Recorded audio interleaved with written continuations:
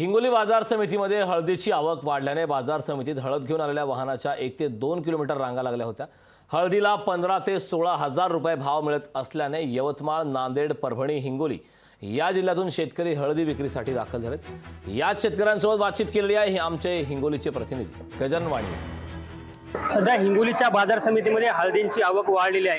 जवळपास मागील 5 दिवसापासून या ठिकाणी हळदीच्या वाहनांच्या रांगा लागल्या आहेत। मात्र या बाजार समितीमध्ये असुविधेचा संपूर्ण सुविधा आहेत। शेतकऱ्यांच्या 5 दिवसांपासून रांगा लागल्या आहेत, नंबर लागत नाही, अशा शेतकऱ्यांचा आरोप आहे। आपल्यासोबत काही शेतकरी आहेत, आम्हाला सांगा आपण कुठून आलेला आहात आणि काय सांगाल? आम्ही यवतमाळ जिल्हा आर्णी तालुक्यामधून आलेलो आहोत हळद विकायसाठी।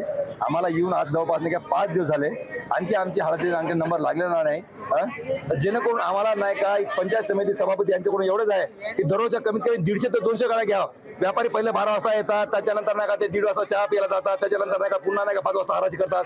अरे कसं म्हणजे हे कुठून चालणार? फक्त तुम्ही माल घ्यायला लागले म्हणून। अरे जेणेकरून तुम्ही माल त्या ज्या कास्तकाराच्या भरोश्यावर जगून राहिले, ज्या कास्तकाराच्या भरोश्यावर जगून राहिले, तुमचं पोट पाणी जगून राहिले, तुमचे लेकर जगून राहिले, त्याच्यात तो कमी विचार करा।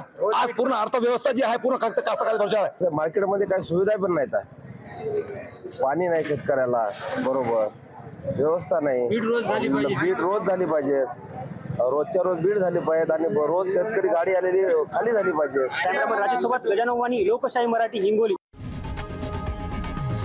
लोकशाही मराठी ऐका, पहा, जागरूक रहा।